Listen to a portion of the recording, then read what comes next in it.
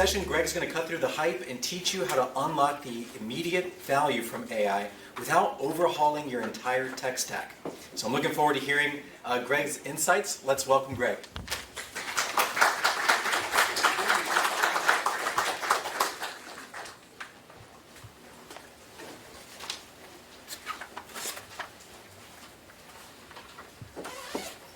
It's good to be here, all the way from Oklahoma City. So it's a good flight in. Appreciate y'all hanging around to listen to me talk. I think one of the downsides of talking so near the end, when we're all talking about basically the same thing, is maybe some of the points are repeated, but the pro of speaking later is now I've learned that it's not repeating information, it's reinforced learning.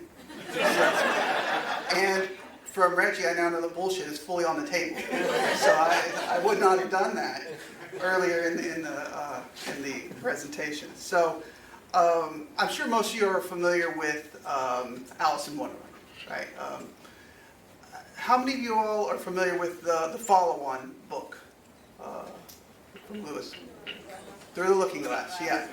There's a really famous part in Through the Looking Glass, the Red Queen race. And in the Red Queen race, they're running, and the line is, it takes all the running you can do to stay in the same place. And it doesn't matter how fast they run, they're running faster and faster, but they're making no progress. And as somebody like me, I do nothing but AI all day, every day. It's whether it's speaking at events like this, working with organizations directly, or actually building tools. This is probably my favorite thing to do. I love building things. I still feel that way oftentimes with AI. Like, no matter how fast I run, there's a new model, there's something new to learn, but I want to be encouraging you today in that 2/3 of people, this is a Pew study, 2/3 of people, and this is 6 months old, so maybe it's a little off, but not much, haven't used ChatGPT or any kind of a model in the United States. And so just you being here, you're probably much further along than you realize that you are. So just kind of those words to start off. I think it's so easy to feel like I'm so far behind, or I don't know what I'm doing, or my competitors are doing this. You're further ahead than you probably realize that you are. So there was a stat that I threw out about third. One thing that is interesting, I think it's changed a lot in speaking and giving presentations. We are now all instantly fact-checkable in a way that's never really been before, and so you will see all the facts and information will be cited here with the citations. Also, and I'm hopeful for this, we'll have the slides available, and if they're not available in some easy way, you can definitely hit me up, because there'll be some things on here that'll get a little text heavy that I won't necessarily cover, but hopefully will be valuable. I've sat through a whole lot of presentations. Throw out a bunch of key buzzwords, maybe a cool demo, and oftentimes I'll find myself really, really excited and really, really pumped up, then look at my notes and realize I hadn't taken anything because they really didn't say anything. So they might have been a really great speaker, but there wasn't a lot. So my promise I'll make to you today is, as I may not be a great speaker, I know I'm not a great speaker, but hopefully you'll have some things to take back with you and actually use in your office tomorrow. So I get frustrated, in the intro, whatever. I think I might have even written that, but I get frustrated that we think that AI is so reserved for the big guys with the big money and the big teams. And so what I really love to do is talk to small and medium-sized businesses, that whole SMB space. In fact, the place that I came from before I worked here, we only worked really with solopreneurs and small shops with AI. And I loved it because it really is, it's even more pronounced, I think, in smaller organizations than it is in larger organizations. And so don't let smaller budgets or smaller teams dissuade you from jumping in. So I think what will be important here is everything will be done in accessible terms. I hate that. Anything you'll hear today, my mom would understand. So I hope you can understand how to expand your mission without spending significant cost. I'm not going to say there's no cost. I will say this. One thing that people have talked a lot about today, about knowing if a tool is safe or not safe. I can tell you one thing. if a tool is free, you are the product. If it is paid, you still might be the product, but look at the EULA, understand that. But if it is free, it is certainly not safe to put your like private data in. Absolutely not. So that's a quick tell. Yeah, that's old Silicon Valley, right? Like if you're not paying for the product, you are the product. That's just kind of a good rule of thumb. And I hope you can leave here today with some strategies that you can implement and actionable and actually hopefully have learned some stuff from this presentation. So I think in all of these, I know Scott mentioned Sora. I think I used Midjourney and Sora for these. You can make a lot of cool different images if you're looking for ways to improve the old slide deck, and because I definitely couldn't have come up with these. So I think it's really important to say that AI is not the mission, right? Like, but it serves the mission in ways that's almost invisible and deeply freeing. I think we can get so caught up in how important AI is. There's a stat that almost stops me in the tracks every time I see it, and it's that knowledge workers, which I imagine the vast majority of people in this room and people we work with are, waste 3 hours every single day, and that's not wasting 3 hours surfing Instagram or hanging out at coffee. It's doing things like trying to reformat a PDF or duplicating work that they didn't really need to do, that their coworker was doing and they just weren't aware of, just trying to find stuff. And that's one thing I love about Copilot, and we can talk about different tools. I probably prefer ChatGPT in a lot of ways, but Copilot's amazing. Whenever I have a conversation, I'm like, I don't remember what I named that document. You know how much time that used to take, and now it's just a matter of typing in a few words and it pulls it up. And so I think, if you think about what does that mean to your people, people that are already, I mean, I'm very familiar with the space. You're juggling 10 roles. People have and titles. They do this and this. They don't have time to do the job that they're doing. I think one thing that was mentioned by the panel quite a bit is it's about, especially at this size. Now, at bigger sizes, big organizations, you may talk about different cost savings measurements. But here, nobody is, I don't ever hear anybody in this space say, I have too many people.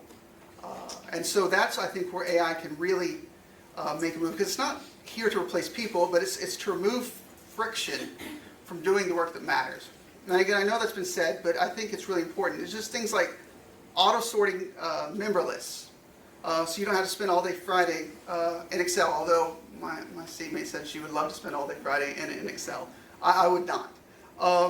Filling out intake forms without having to copy and paste over and over and over again. There's so many good uses.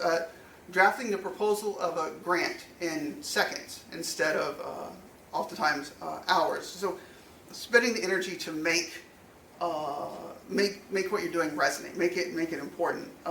One organization that we work with, again, an and role, he was HR and grant writer internally. And we implemented a grant writing tool for him. He started saving 12 hours a week, is what he estimated. And the company internally estimated, well, that meant they were going to be able to do one more grant a month. Because it wasn't that that's all the time he spent on grants, he just didn't have time to get to more. There's so many out there, he's still not going to get to them all. But they were going to be able to do one more month. And if they're able to win even one of those extra 12, it more than pays, like orders of magnitude more, than pays for the tool. So that's the kind of thing that we're looking for. AI doesn't make your team obsolete. It's about, like everybody's been saying, it's about making it less of a grind. About making it less boring. Because every hour that you save is an hour where you get to do things that matter to you, that matter to your employees. And I know one of the things, and I'm actually going to talk a little bit about the finance side because I think that's important. But there is some fuzzy math to just people not being upset at their job or frustrated that they had to go out and research 5 or 10 different RFP or solutions to an RFP. And I think there's a lot to that. So there are some terms that you might hear from time to time. GPT, really it just means generative pre-trained transformer is the nerdy thing to call it. It's what it is. That's just content being created from prompts, right? So if you hear that earlier said, what's an LLM, or I don't care what an LLM is, it's a large language model. It's AI training on vast amounts of data to help it understand human-like responses. So human in the loop, we've heard a whole lot. Sometimes I think we say things so often that we forget that some people may not know what that means. All that means is there's a person. There's a person that checks the AI output to make sure that it's not just the hallucinations, which is a fancy way to say lies. It's not just to check to make sure the AI is not lying, it's also to make sure it sounds like you. It sounds like your brand, it sounds like your voice, it sounds like what you want to be putting out into the world.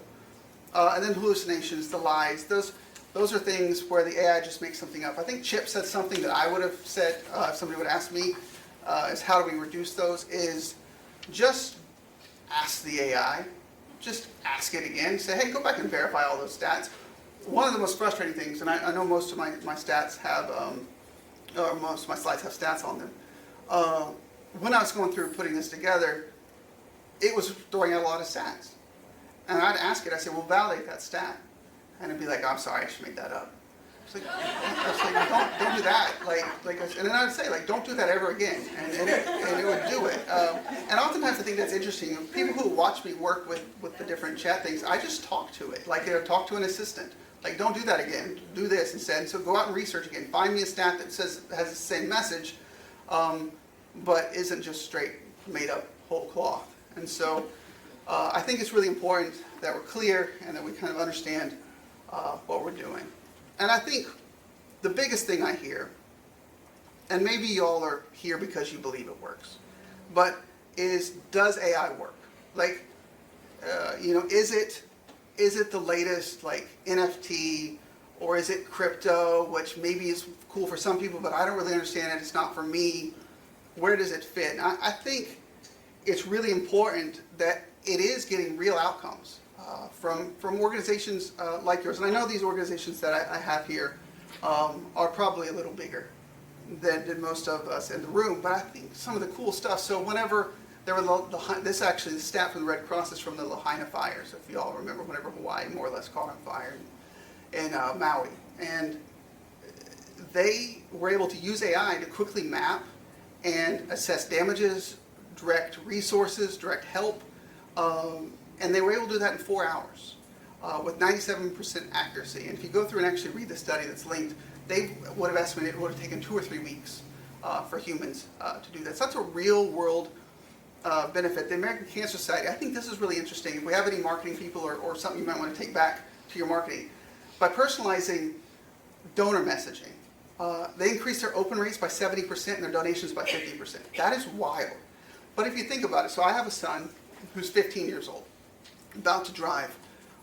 Actually, oddly, like a lot of kids his age, I don't understand it, doesn't want to drive, but we're gonna cross that bridge when we get there. But if I were a member of AA, I'm actually a member of AAA. Now I do travel a lot, but assume I didn't travel. If I'm getting an email from AAA that says, hey, here are the 7 or 8 coolest places to visit when you're on your next European vacation, I probably don't care about that much. But my buddy who goes to Europe every other month might be super pumped to open that email. I might be super interested in 10 driving tips for your teenage son. My buddy whose kids are all older and out of the house wouldn't care a bit about that email. That's one thing that AI allows you to do really, really well. You can segment your list, you can send things out, you can personalize them to their needs. I don't remember who it was, but somebody earlier today was talking about listening. Maybe it's, I don't remember. It was talking about listening to your data. I think it's Reggie. Listening to your data. You can listen to your data and really personalize and customize these emails that go out, massively increasing open rates and your donations. So, or whatever it might be, member engagement, growing your membership list. And I know Novo Nordisk is very far afield from what we do here, and they're not a small company by any means, but I thought this was really important because of what it did. So they do a lot of busy work, for lack of a better thing, regulations, answering the regulations, the things that they're supposed to do.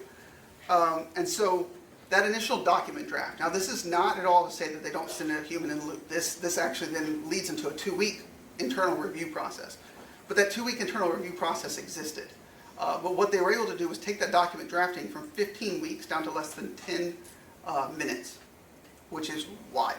And so, again, they didn't cut their drafting review team's jobs. They have plenty of drugs to analyze, and so they were out working on that. And I think we oftentimes think of AI as something to add to our agenda.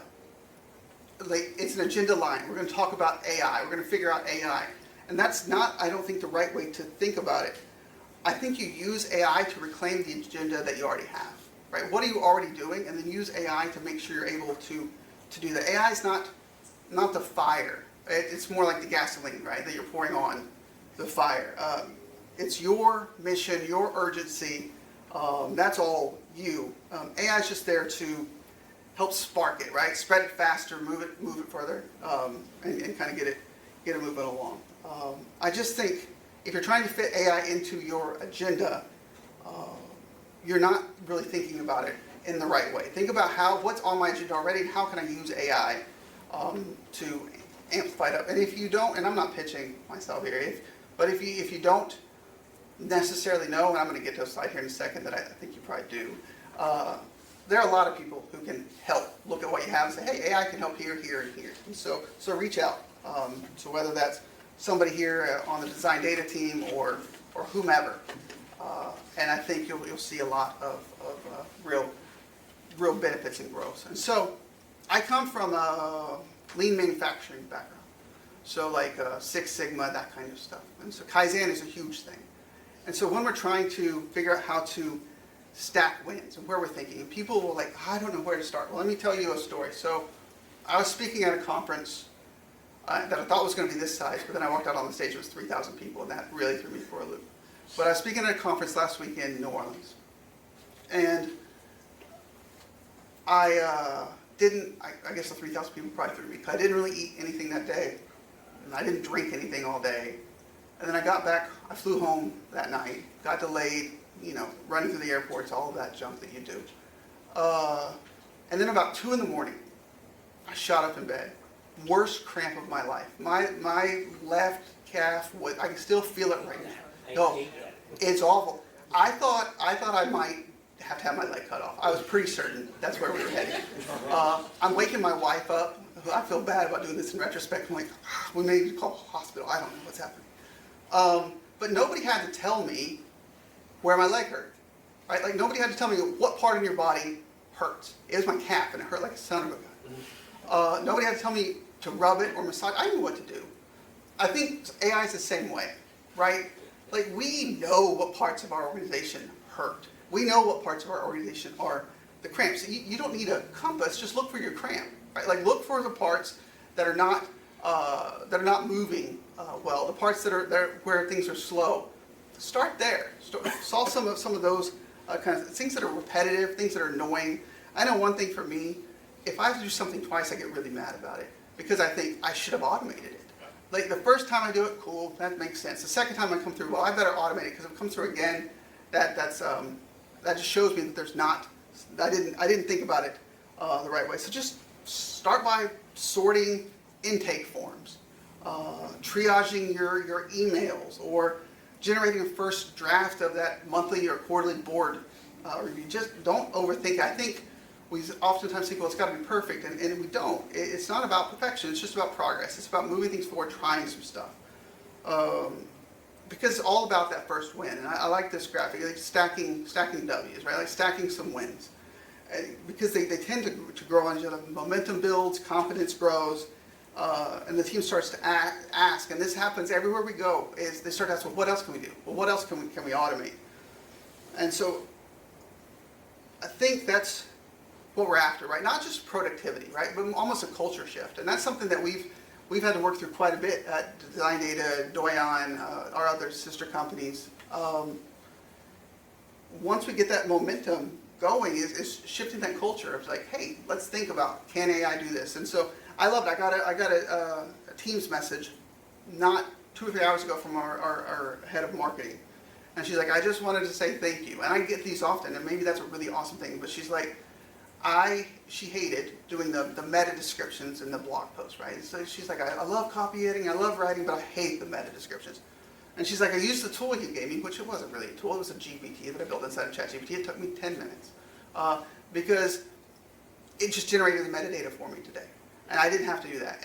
She's like, it's not a huge deal, but it saved me 15 minutes today. But more than that, it saved me from being irritated doing something I didn't want to do. And I get those all the time. And those are the kinds of things. That's the kind of culture shift that really, I think, starts to grow. Just that one win at a time. So here is a practical example, right? So if we were, say, if you're in Microsoft, if you have Microsoft 365, you have some versions of Copilot. You may not have the full version, so let's just assume for this particular example, full version.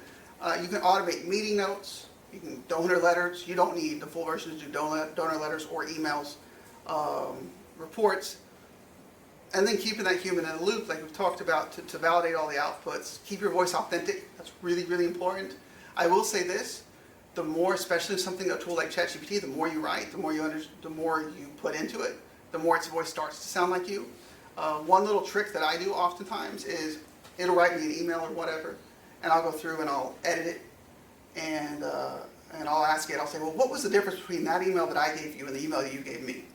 And it'll go through and it'll give me that. And so now remember, that's how I like to write. So in the future, write emails in that style. And I'll just keep doing that over and over and over. And now, whenever I'll write an email or whatever, it sounds a whole lot like me. And interestingly enough, if you take that and you drop it into an AI detector tool, for any of you people in college that want to cheat, it'll come back 0% AI rating every time, because now it sounds a whole lot more like me and not so much like AI, and honestly, a better version of me. So I would say just try something. Whether it's this kind of next step of creating a donor outreach email this week, or a member connection, just something. Just put one thing on your list and try to stack that first win. So I think as far as right now, getting started, identify one or two repetitive tasks. You don't need a new platform. I think that's one of the things that we do oftentimes whenever we come in, is we'll save organizations money, because you got the same things. You have 4 or 5 tools doing the exact same thing, or oftentimes 2 or 3 tools doing the exact same thing. So we can save some money. Let's go through and let's figure out, do you need, and maybe you do, and there are reasons for this, but do you need Gemini and Claude and ChatGPT and Copilot? And maybe you do, but most of the times you don't. And so, okay, well, let's cut some of those licenses out. Somebody mentioned HubSpot. HubSpot has a really good AI. Well, HubSpot's AI that you're paying for, you're probably not going to remove from your organization. That might be doing something that another tool is doing. So there are ways that you can go through and kind of figure that out. But just identify 1 or 2 repetitive tasks, whatever that is. Just pick one habit. Ask Copilot to summarize a meeting. One of my favorite all-time uses of Copilot is summarizing meetings. Ask ChatGPT to clean up an email, rough draft of an email. Try using AI to prep for a donor conversation. One thing that I've been working with some of our sales reps on Arctic IT, which is another sister company, is building out the person that they're going to meet with. And so we'll build an AI persona based on their LinkedIn, their social media posts, things like that. And they can have a conversation and get the objections and understand how to communicate with this person before they ever take a step into their office. For this particular meeting, I developed 5 personas that I thought would be in the audience. And I went through my notes and asked them, so what are the pushbacks? What are the things going to be? Where do I need to cover? What am I missing? And again, not the world's greatest speaker, but I sure have a pretty good broad coverage of what's in the content because of that. So, just pick one new AI habit, just one. And I think it's really valuable. Pick a buddy, one person to learn it with, whether it's somebody who already knows more than you or you know a little more than them, but just go through it, a little bit of accountability. We found really good success with AI champions and people internally that will help each other. And then whenever we get wins celebrated, I know it's come up so often, it's like from the top down, celebrate those wins. Put them on whatever you use internally, whether it's your YAML or a Teams room or a Slack room or whatever it might be. Celebrate those wins. I think that's really all it takes to start becoming an AI organization. It doesn't have to be this really strategic step. It really just needs to be a step. So I'm going to show just a few, and I know you can't read this. So this is a prompt. This is like what I would tell it to do, right? And so if you think about how AI works, it is generative, and so it is. And again, like this, we can get this to people, but it is not. Is probabilistic, not deterministic. And so when you tell it, think of it like this. Say, you might say, I want the answer 10. Give me a math, and it might say 5 plus 5, it might say 5 times 2, it might say 10 divided by 1. All those get you an answer of 10, right? But that is how AI databases work. So you tell it, in this particular case, this is an AI marketing tool, and if I were to say, hey, give me a way to turn this article into a LinkedIn post, it's going to just do whatever the heck it wants to do. It'll probably be decent. It might even be really, really good. But for this particular case, like, I wanted to give my marketing team a few different options. And so what we're doing here is kind of basic prompt engineering that Louise teaches, everybody else teaches, right? Give it a persona, like a role to play. Give it a task. And so in this case, we want 3 options. We want a PAS, a problem, agitate, solution, an AIDA, attention, interest, desire, and action, and an inverted pyramid.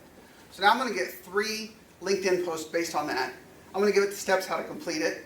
I'm going to give it some context and constraints, for size, it needs to be smaller than this. Avoiding jargon, no hashtags, etc. Right? So I think it was Chip mentioned relational databases. And I think relational databases, a lot of us understand. But probably very few of us, or at least less of us, understand vector databases, which are how AI works. And so, without getting too nerdy about it, it's everything that's kind of similar. So you may have like water, pond, lake, stream, all kind of in one area database, and they'll have scoring, and there'll be other things related in another database. But how AI works back and forth with you is it is lazy. And it will go out, it will find the quickest thing it can find that will answer your question, and it'll bring it back to you. But if you give it really specific instructions, it's going to go to the right spot of the database and find the right answers. So here's another one, another example. This actually is a 2-slider. And I think maybe, I'm not saying you always have to write prompts like this. Sometimes if you want to know, what's the capital of France, that's fine. It's going to give you back Paris, and that'll be good. But on things you're using repetitively, right? Like on questions you're asking all the time. Spend a little time and come up with a prompt that's going to get you a repeatedly good answer. And so in this particular case, we're looking at, we were talking about this earlier, a PIP. And so it's going through and saying, hey, how can we do this performance improvement plan, getting it set up. It's asking for a few things in there, employee name, what they did, what the problem is, etc. And I think this is really important too. There's a format, so that way it'll give you the format the same way every single time, right? So then that works. And hopefully nobody ever has to write a PIP ever, but that's a little Pollyanna. And so if you need to write a PIP and you do it in any kind of regular basis, and hopefully you don't, but if you do, there's one. So, and the last one, and this is kind of a brainstorming example. I brainstorm with AI all day, all the time. Help me think through problems, help me think about how to build things out. And so in this particular case, I'm brainstorming, I'm trying to think through an event that I'm planning, right? And so I might have different brainstorming GPTs or prompts that I save. People can save them different ways. I say GPTs because I primarily use ChatGPT. Most people do. It's actually now the 5th most visited. Yeah, that's actually an interesting stat. Google, YouTube, Facebook, Instagram, ChatGPT. It's the most visited sites in the world. So that's why oftentimes I say ChatGPT, because ChatGPT won, right? There are other ones that are great. They're awesome. Copilot makes a ton of sense if you're already in a Microsoft environment. Gemini makes a lot of sense if you're in a Google environment. But if we're just talking general use, ChatGPT is the 5th most visited website in the world, which is wild. I think they think they're going to cross 1 billion users this year, last I heard. So anyway, I use this to brainstorm different ideas if there's an event coming up, things like that, and help it get out. Like I used it to brainstorm this meeting, not this one, but one like it. So when we're talking about how to use it, we keep talking about compounding interest. And I think oftentimes we think compounding interest in terms of, or compounding impact in terms of finance, which makes sense. It's what we've all heard. Whether you listen to whatever financial person you listen to, it's not just about finance, though. I think it's really important to kind of create that flywheel effect. Like AI is not a firework; it's a flywheel, right? It grows and it moves. I like I said, I'm from Oklahoma. Like most people who understand AI relatively well, I bought a hobby farm that I have like 30 acres out in nowhere. But I go and I visit it most weekends, and it's got an old water pump, right? And you crank it, and you crank it, but every crank, it doesn't feel like you're doing anything, but it's getting better and better. And then once that water starts flowing, it's easy effort, right? You keep that water flowing. That's kind of how AI is. It feels like you're not moving. It feels like you're just cranking that water. But once it starts flowing, it's just easy effort, and it becomes second nature. And I think that's really where we're heading. It's not. We're not talking about finish lines, right? We're talking about fuses, like starts, like where we can start, where we can go. Automating small process, like I said, meeting notes, just something like that. Copilot is exceptionally good. Meeting notes.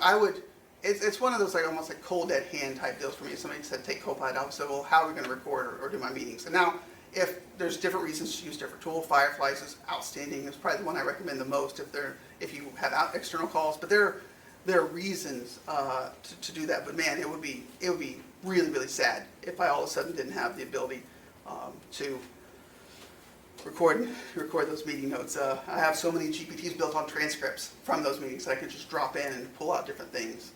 That's really, really helpful for me. So 1 hour saved. So it's just like small efficiencies, right? Like small efficiencies drive better service builds morale, and then morale unlocks results that would have felt impossible to people who are buried in busy work. And I know we keep saying that, right? We keep saying it's not about letting people go, and it's because it's not. It's about people already have so much work on their plates, so let them do stuff that they want to do. Like, I mean, you end up seeing things like that aren't so tangible, like reduced turnover and less burnout. But that is not at all to say, and I know we say there's administrative savings. Automation cuts back office expenses by 40%. There's all these numbers up here.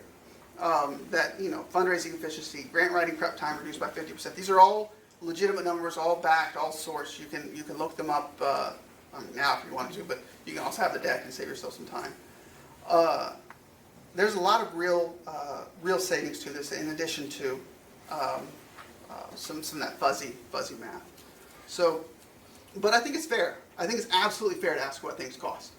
I come from the startup world mostly, and what we talk about more than anything is opportunity cost. That's a really common thing that we talk about.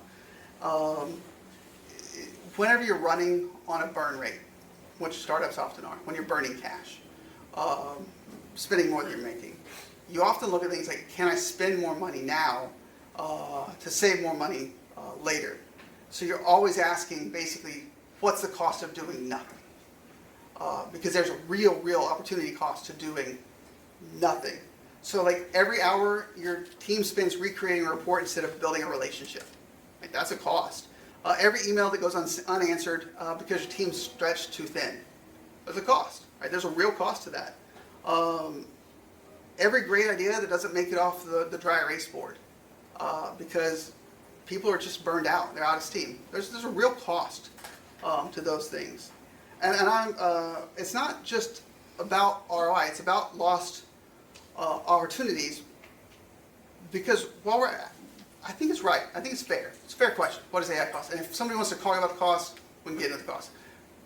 The number one argument that I make for everybody is if I could give you every person on your team, a personal assistant that they could have with them 24/7 and help them all day, every day for $20 a month, would you do it? Yeah, I mean, that's crazy. Like, why wouldn't you do it? But there's some things that are more expensive, and I think that's a really fair thing to think about. But I think we rarely stop to ask what inefficiency is already costing us. Like, what are we doing today that's inefficient? What's that costing us? And what can we do to fix that? Those prices show up in, those costs, I guess, show up in burnout, turnover, in missed insights, and sometimes I think lost momentum. You lose somebody just because you don't realize they're burning out. Usually you don't realize somebody's burning out until they're gone, until you get that 2-week notice. So I think great leaders don't just count money spent. You're in this room because you're doing something really cool, and something I'm really proud to be able to work with you all. But also please count what's slipping through the cracks, what people are missing. And this is just an observation. This isn't any one group or company or anything like that, but it is something that I see when I walk into a lot of places. And all it takes really is just the team stepping forward, say we're not saving time, sometimes we're protecting people. And I think that's a different kind of a mindset to think about. So we're buying back energy, maybe is one way to put it. And that's a really cheap cost to buy back some energy. There is licensing costs. ChatGPT costs $25, something like that. Copilot paid costs about that. If you have Microsoft 365, you already have some versions of Copilot for free. Google environment, we're talking about Gemini, comes built into the Google work. So there are some costs, but they tend to be pretty negligible, at least from what I've seen. Now, if you're building your own large language model, that's not super inexpensive. There's some technical to that, and that's actually really interesting. What they got going on there. But I think the really cool thing is you can lower your overhead by being able to, I think one thing that Bob said, being able to expand your scale without expanding your payroll. I think it's a really cool thing to think about. I do also, it's important to continue to preserve authenticity. AI is a tool, but it's not your voice. And like I said, the more you use it, the more it starts to sound like you, but it is not your voice, and it's certainly not your mission. It's not the reason your donors show up to your community events. It's not the reason why your members come and hang out. That's all you, and I think that's important to remember. Like, that's you. That's your story. It's what makes you do your thing. And so it's important to keep that consistency. Your tone, your values, your mission. Not at all to say you can't make AI start to sound more like you, and maybe it goes from 80% of the way done to 85% of the way done to 90%, but it's never going to be 100%. It's never going to be perfect, but you can continue to improve and build on it. AI does work best. We talk about human in the loop. AI works the best when there is a human in the loop, when there's somebody guiding it, when there's somebody helping input the things that make you you, make your organization what it is. So when it's shaping a donor letter in your voice, like, that's super cool. When it's helping you translate your mission across different languages. I don't know, somebody was talking about French. AI is exceptionally good at language translation. Controversially, Duolingo, the language app, is now using all AI for all their translations.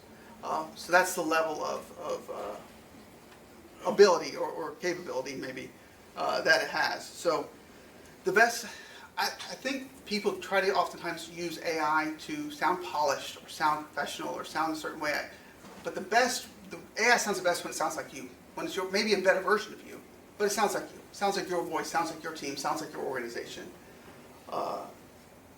So the world's about to get a whole lot more automated. It just is.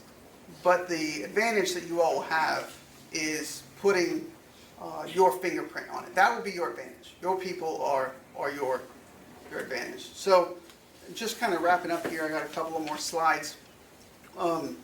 Leaders AI Success Playbook. If you take one thing from this slide, I think this is the most important thing, is your people will follow your lead, not your tech stack. They'll follow what you're doing from a high level. If you are not on board, they will not be on board, and it won't work. AI success doesn't really start with a tool, it starts with the culture. We mentioned earlier the lab. What a cool thing. I actually ran an innovation lab for 5 years before I came here. I love labs. I used to fly out to Cupertino quite a bit, work with Apple's lab, work with Airbnb's lab in San Francisco. That's such an amazing, I think, take. Like, I'm kind of kicking myself. I'm 100% stealing that. We're going to start calling them labs instead of training sessions. So I didn't see like a TM, so I'm going to keep that. I love that as a concept. I think that culture of curiosity, right? That culture of experimentation, permission to try to do something. I think it's really important that we don't wait for the perfect plan or the polished pilot. That's so often that happens, is it's not quite there. But the truth is, the longer you wait, the harder it is to lead. I started this off by talking about the red queen race. And I think we are all really at the first point of this, right? Like, you might think, and it's easy to think, we've been doing AI for a long time, and we're just getting started, we're new. No, we're still all early. But we're not early forever. There is a time limit on this. It's still pretty blue ocean right now. Like blue ocean, if you're familiar with like blue ocean strategy, is like when you bring into a product into a marketplace that doesn't have a lot of competitors. But it is about to become a red ocean in a hurry. And so by you being able to get on this early, there is some advantage to that. And so I'm not saying that for any reason other than, well, I have, like I mentioned, I have a 15-year-old son who uses, and all of his friends do, ChatGPT all day. And they are very good at it. And that whole generation is coming up, and it's going to be a matter of time before it is. I think they're the reason. I think kids in colleges and high school are probably the reason ChatGPT is so visited, because it certainly makes schoolwork a lot easier. And you can go off about cheating or whatever. I actually wrote a deal about this, talking about, it reminds me a little bit of me growing up whenever teachers would say you won't have a calculator in your pocket all day. And all of us walk around now just with a calculator, but all the world's knowledge in our pocket all day. But I think the bigger thing, as a parent, I did okay in geometry, but I forgot. And now we use ChatGPT to help tutor my son whenever he's going through his geometry lessons. There's a lot of cool things that you can use ChatGPT. So, communicate its role that's here to enhance, right, rather than replace. One thing that we've done internally is establish what we call like AI champions, and that's a mix of people that we've identified as, hey, if this person got really good at AI, that'd be really, really helpful, and people who've raised their hand and said, man, if we ever do anything with AI, I want to know. Get that group together, give them some extra training, get them up and running. You don't have to be the expert, right? You don't have to be the expert. Just be the go-to. Is really all that matters. I think we were talking about RAG came up earlier, which is retrieval augmented generation, which is just grounding your data and your own information that you have. You don't have to know that, right? You don't have to know how an engine works to drive a car. You just need to know it has one, right? And that's how you get from A to B. You don't have to know all these things. You just have to be honest and transparent. I love the book, or maybe parable, however you want to put, Who Moved My Cheese? And I think, for those of you who are familiar or not familiar with it, the gist of it is there's a couple of mice and a couple of small people, and they run a maze every day, and all of a sudden the cheese gets moved. And they get real frustrated about it. Sniff and Scurry were the mice. They get pretty quick figuring it out, and they run the maze different, and they get it. But the humans, him and Haw, they kind of just are frustrated for a while. And that's human nature, right? Like, all of our cheese has been moved to an extent. Like, things are a little different right now, and that's fair. But we definitely want to be Haw and not him. Because Haw figured it out, right? Haw eventually goes through and figures out how to find the cheese. Him became irrelevant because he just sat there and he didn't go. I think we have to ask, what if the old way isn't the only way? I think it's a really important question to think about. Because AI-ready culture isn't about mastering a tool set. It's about building a mindset. And like I said, like whenever I see something, the first thing I think about is there a way to automate this with AI? That's always the first thing I think about. Now, it's not. I've been working with OpenAI since GPT-2, which was 3-ish years before ChatGPT came out. And I was really pumped when ChatGPT came out, because then all of a sudden I could tell my mom what I did for a living. But I've been using this for a very long time, and so I understand, like, I'm not trying to say, like, you pick this up right away, right? But that is something that over time you start doing it, and it just becomes habit, like second nature. And so I think if we can make curiosity normal, make it okay to tinker, again, the lab thing, just making it okay to ask the questions. and make experimentation safe. Not just allow experimentation, but appreciate experimentation. I think so often it's like, what are you doing? Like, you have a job to do, but they're trying to do their job better. And even when the first attempt doesn't work, maybe especially whenever the first attempt doesn't work, that's when people need to be encouraged and need to have that help. So it's not just for ITs, it's not just for executives, it's for your whole team.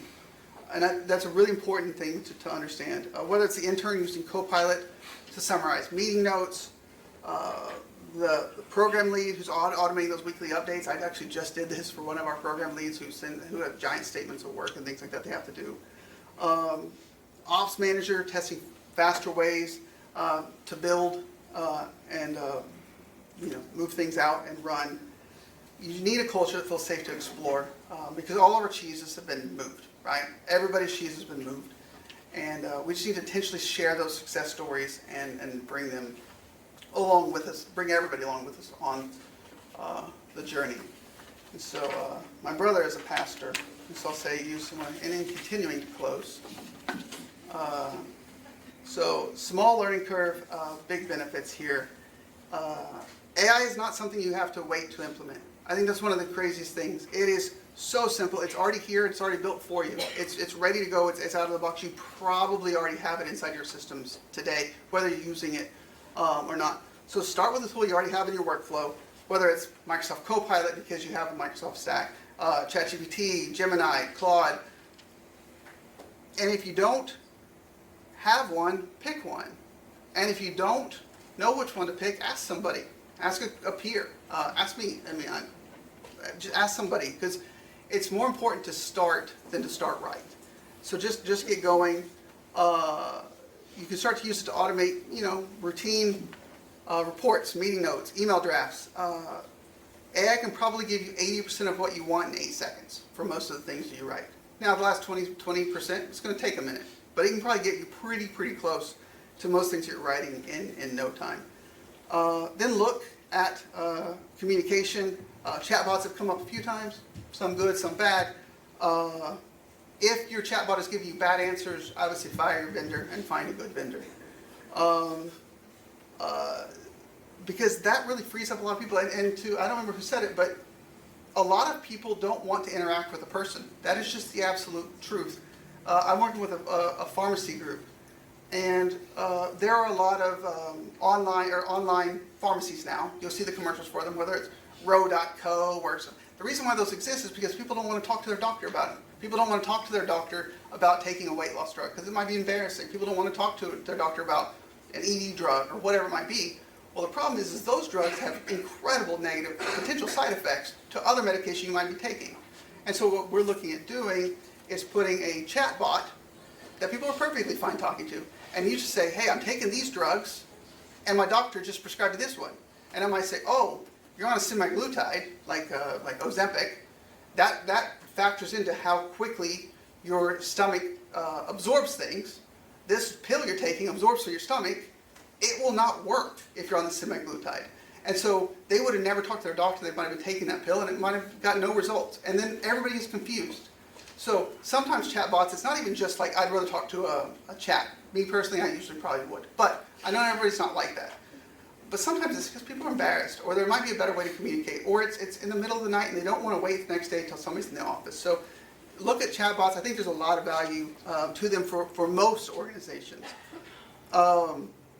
Need help with grants. There are AI writing assistants. They're not even that complicated to build. To be able to build a really strong first draft, and then you come in and add the heart, right? It does the heavy lifting, you add the heart. Just start with something simple. Build something that's familiar. Find that cramp. Those tools are already close. You just need to start to use them on purpose. And so, last thing here, and the thing that I would leave you all with, is just kind of this 3-phase roadmap. I build out AI roadmaps all the time for people. Just educate your team on practical AI, what the benefits are, why they might use it, how it might help them. Experiment and get quick wins. Talk about them, right? Like tell people about those wins, and then just gradually, over time, expand. I think it'll make your work lighter and your impact larger, which is really all we're trying to do. here in the end. And I think the last thing I would say is it's not someday. Like, you're here, you've already done something, just start today. And I think we'll come back if you're here next year, and we can high five on all the cool stuff that you all have implemented. So anyway, that's a lot. So I don't know if anybody has some questions.